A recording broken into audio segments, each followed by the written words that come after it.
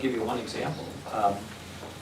We were in the Middle East, and it was Iraq or Afghanistan, I can't remember which, but I had a conversation with a shopkeeper in Baghdad. It was Baghdad, and the shopkeeper said, you know, we're happy to help, and you know, we're trying to be friendly to the troops, and we're trying to provide interpreters and the like, but we kind of want to know whether you're going to be here.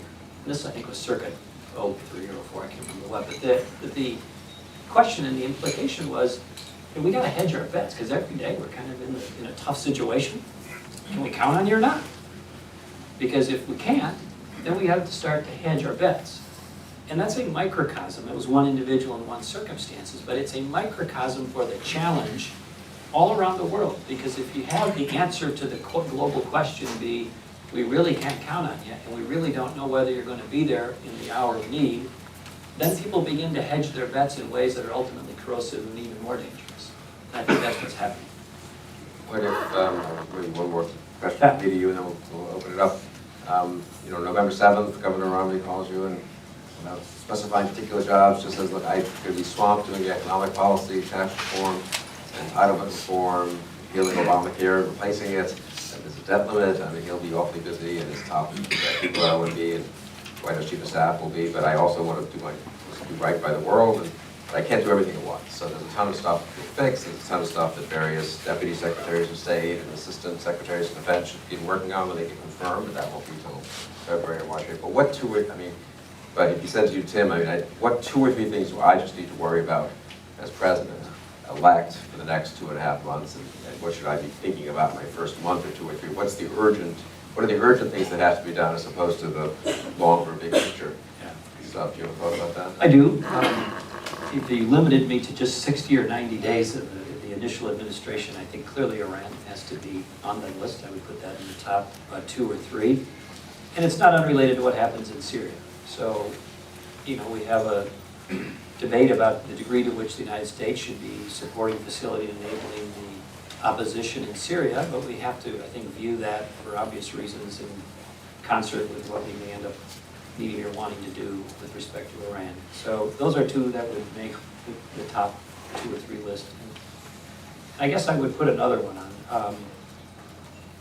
We are focused understandably on Iran. I continue personally to worry a lot about North Korea.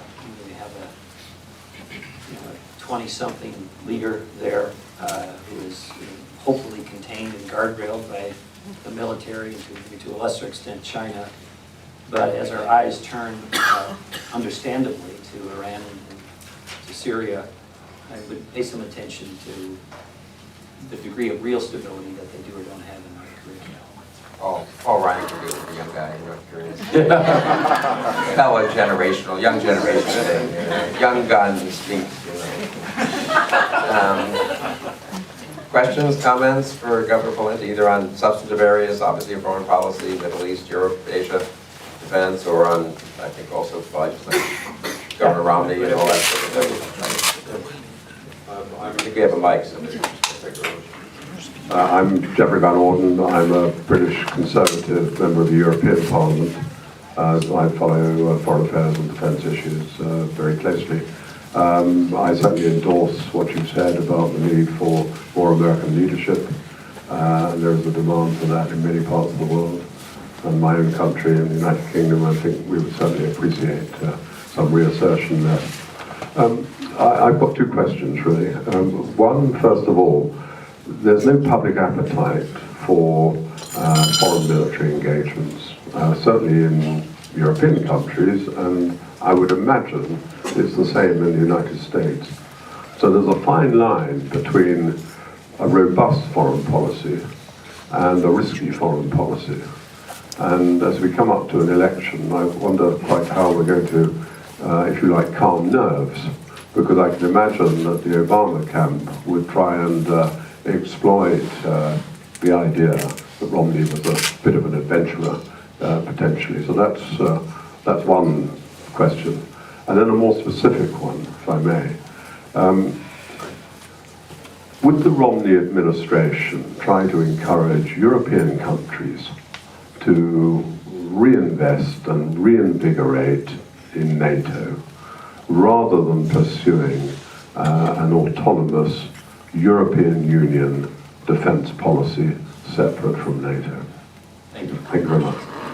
Well, first of all, thank you for the UK's incredible leadership and friendship on all sorts of things. We appreciate it very much, and congratulations on a wonderful Olympics. That was terrific. You want to say a few critical things about the Olympics? No, So you no, can be in sync with Governor Romney? Oh, that was terrible.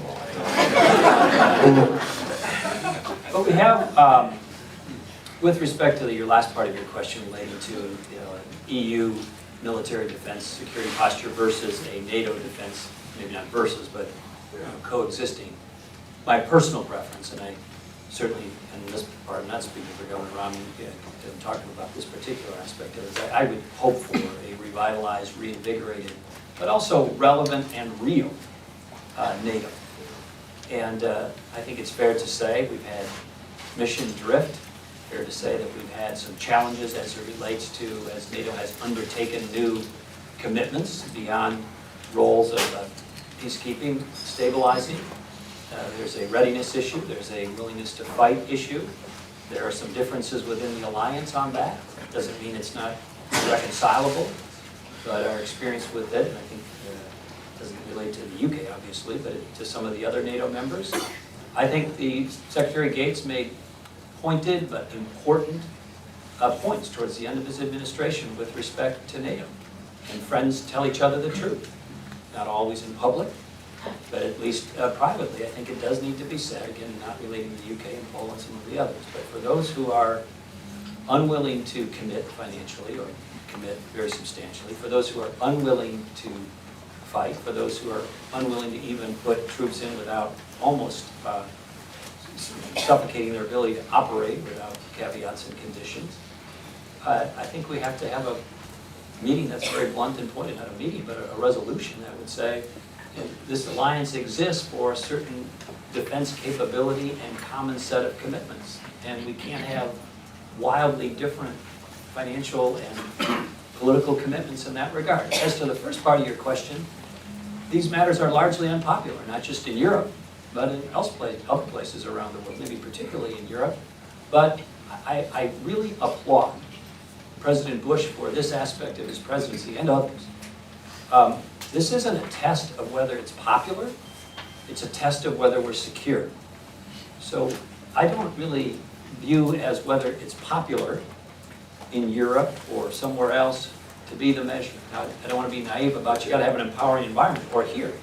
But this is about whether our nation is secure.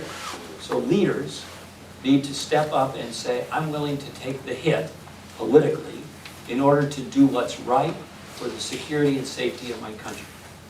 President Bush was willing to do that, and he not only was willing to do it tactically, he was willing to do it rhetorically. So he would spend a lot of time and energy reminding the country, we're at war. Here's why we're at war. Here's why these commitments are important.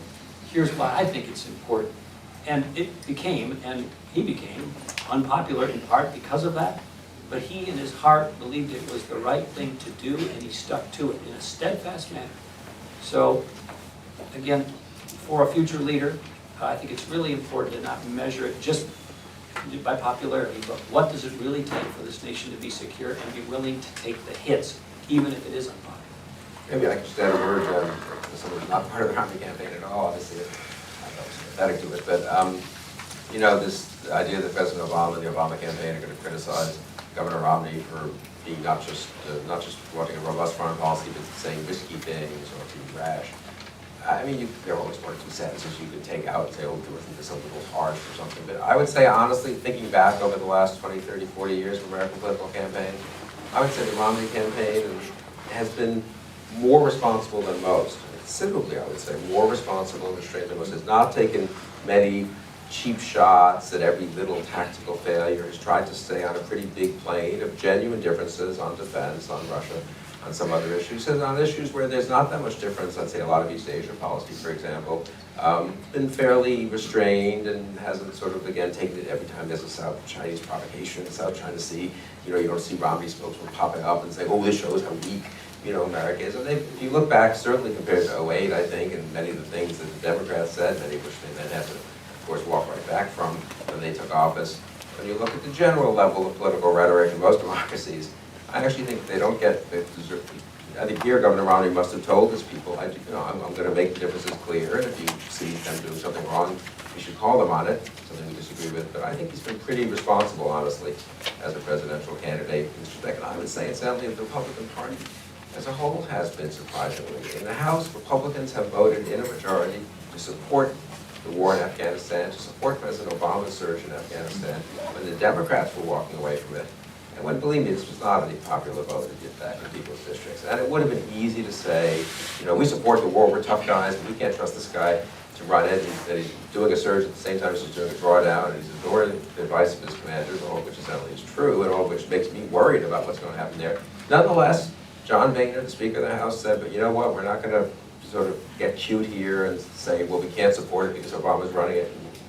We believe that this fight is necessary, and we're going to provide the votes for it. So I actually think it's been a pretty responsible, if you step back in the big picture of things, for an opposition party, the conduct, and for an opposition campaign, the conduct of the foreign policy debate has been pretty high level, really. Good points. Is there a mic somewhere?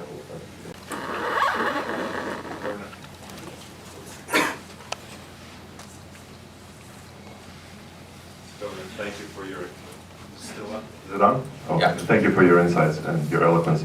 And I hope that you will get a very, very short list for the Secretary of State in the Romney administration. Consider it done. My question is on the issue of Iran. You mentioned that it would be one of the 2 or 3 most imperative things to deal with in the first 30 to 90 days of the Romney administration. Could you talk a little bit how, rather what, would be the difference between what Romney would do in those first 30 to 90 days as compared to what has been done by the present administration? Thank you. Well, with respect to Iran, obviously there's a multi-dimensional and for a lot of reasons. I would say, just as a starting point, it's important for all of us to recognize there is evil in the world, and ignoring it doesn't make it go away. In fact, it encourages it. So in my view, when you see evil and hear evil, it needs to be called out and it needs to be addressed. We have in the leadership of Iran the call to annihilate one of our great friends, one of our greatest allies in the world, Israel. We haven't had sustained interaction with the leadership of Iran in 30 years at a senior level. We've had some individuals who've had some contact, we've had some interactions, but the truth of the matter is there's been no senior level sustained contact between the United States and Iran in 30 plus years. So the conjecture about what they're really thinking, how they will really act, is in part informed estimation. It's the best we have. It's an imperfect situation. But what we do know is right now we have a president who had a moment in time, circa 2009, when the Green Revolution was fomenting and percolating, chose to remain silent. And he remained silent in part because he was attempting to gain favor with Russia for other reasons. Gain favor with the mullahs in Iran for other reasons as well. But the point is, you have a situation where we have no sustained interaction with Iran, no great insight and transparency into how they're thinking, so we have to fall back on some basic principles. One principle is if you're going to have a successful negotiation, you better have some leverage. And the question arises, do we have leverage with respect to Iran? Do they think we have leverage, and are they taking these negotiations seriously? Based on what we know over the last several months and previously, it does not appear to me they are taking the negotiations seriously. It does not appear to me they're going well. So the negotiations do not look promising in that regard. Governor Romney has said he would not allow Iran to have a nuclear weapon, and he would leave all options on the table and all that that implies. President Obama initially did not make those comments. He has more recently modified his comments into that direction. But I think it's fair to conjecture whether the Iranians really believe that he will use force against them, or in what magnitude, or in what timetable. I hearken back to the fact that when Ronald Reagan got sworn in and they had the release of the hostages almost contemporaneously, I don't think that was a coincidence of calendar. I think the Iranians likely suspected that what was coming next, and it might be in their best interest to make some progress on the issue. So I believe it would be in our best interest to do everything that we can to make sure the Iranians believe we are not bluffing, that the options, all of the options are credible options and under serious consideration. And if they don't begin to have real progress in the negotiations real soon, in my view, I think it's time to begin to send a different message to them. It is a complex situation. Let me give you one example. If you assume that, well, it's a future potential military action might involve bombing, it's not too far of a stretch of the imagination that all the installations, or at least the redundant parts of the installations, might not be just in mountains and rural areas. Let's imagine that the Iranians might be smart enough to put some of them in tunnels under cities. So you have calculations about what would it really take to identify and destroy and eliminate those kinds of threats and the commitment behind it. I will just say generally, I think it's fair to say President Obama was slow to make the ultimate commitment to say they would never get a nuclear weapon. I believe he has sent some signals with respect to his timetable and uncertainties underneath that has given the world some question as to whether he would be willing to keep and use all options. Mitt Romney was definitive out of the gate and pretty clear about the fact that he would not allow them to get a nuclear weapon and would take all measures, keep all options on the table in that regard. Right here. I'm Diane Casey Landry. I'm going to change gears a little bit for you and just ask you about what's happening in the European Union right now with respect to the financial crisis. As soon as President Romney, we hope, takes office, you're going to be looking at Greece, Portugal, Italy, Spain, the future of the European Union, the future of the euro, and it does have implications for the United States. It has implications for our banking system. So we have all these other issues that are out there, but this is a very pressing one that's having real consequences. What do you think that he should do?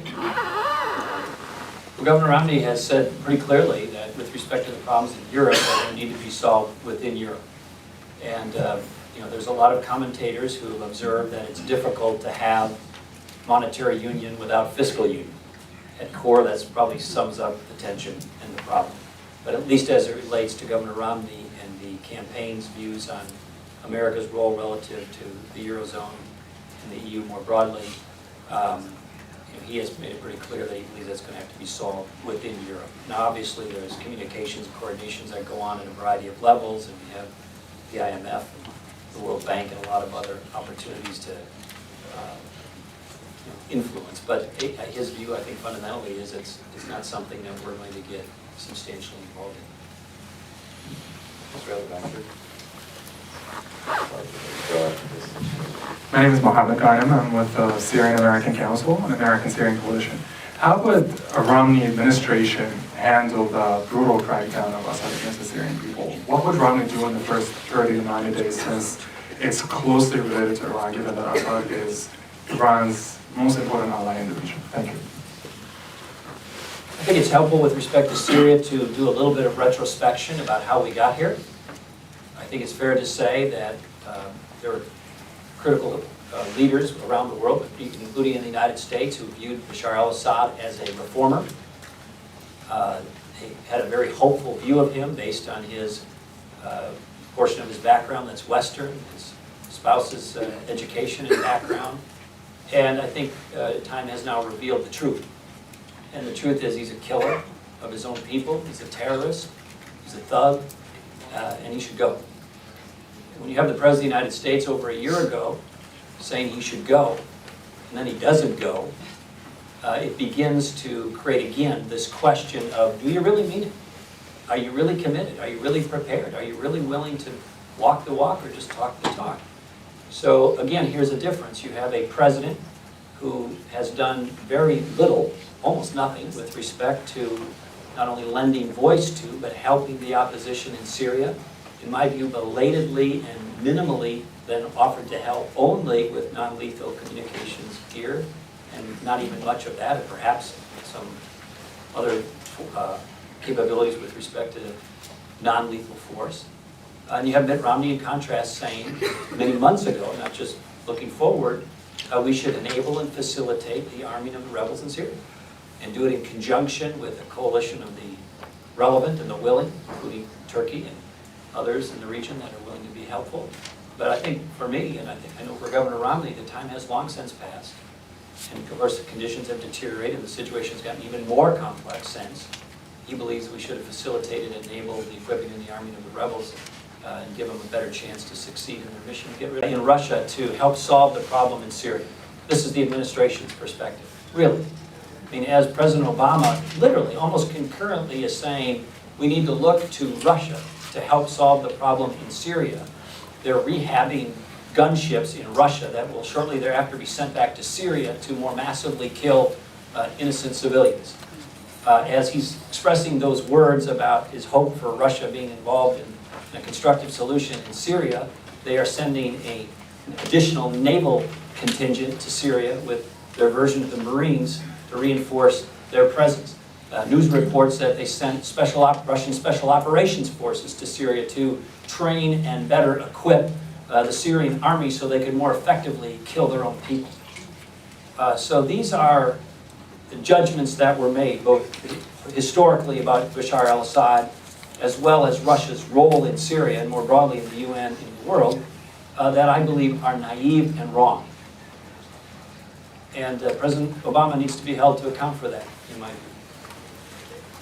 We should let Governor Pawlenty, he's saying he was scheduled here in Tampa, so we should let him go. But I want to just say one word. We started, Bob Kagan, Eric Edelman, Dan Senor, and I started Foreign Policy Initiative in 2009. Jamie Fly has been running it from the beginning, done a terrific job. And the point of it was generally to have debate in foreign policy and criticize the Obama administration where appropriate, praise them, support them as we have occasionally where appropriate.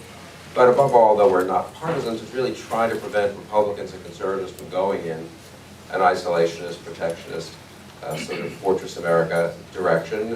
People are entitled to have their own views. We thought that's bad for the country. And honestly, if you step back and ask an American historian, say you're going to have a Republican president preside over a couple of difficult wars, then have a very bad recession, get a big populist uprising, which I support in many ways in 2009, 2010, against a liberal Democratic regime, administration here in the U.S.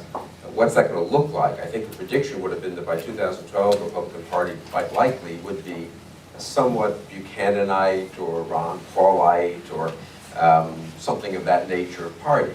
And really, I think, have done our part in trying to prevent that. But really, it was political leaders like Tim Pawlenty who stepped forward, who were very strong in making the, let's call it the Reagan-Bush-McCain foreign policy case to the American public as a presidential candidate.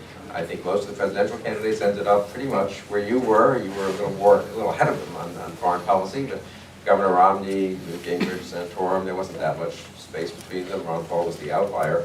And I do think it's sort of the dog that didn't bark story. I mean, you can say it's a slightly, there's parts of the presidential campaign that aren't perfect, and some of the criticisms perhaps of foreign policy aren't pitch perfect and all that, but stepping back, if you had told me 3 or 4 years ago that we would have on our side, my side of the aisle, on the Republican side of the aisle, and then the conservative movement as a whole, the kind of critique that I think is an appropriate critique, the kind of willingness to embrace strong internationalist, Reaganite foreign policy, even when it is probably not necessarily the easiest way to go, the most popular way. The Republicans took over the House and did not try to eviscerate foreign aid, did not try to pull troops out of Afghanistan. These would have been easy, populist things to do, knock on protectionists, so it really is a tribute, I think, to leaders like Tim Pawlenty and Mitt Romney and others who have held their ground, and I think done what they thought was right for the country rather than going for the sort of cheap and easy political tricks. I want to thank you particularly for your role, not just as a governor, but also as a presidential candidate and now as a senior advisor to Governor Romney, and also really thank you for taking an hour of your time to come here, because I know how busy you are. I'm happy to do it. Thank you for coming.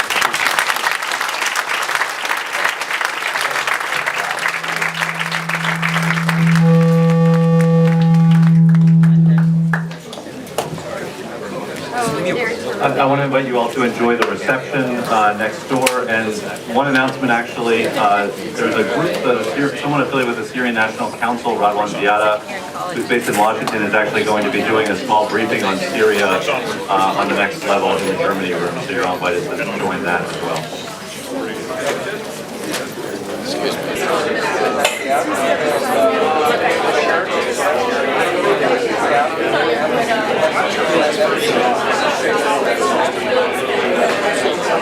And it will get well.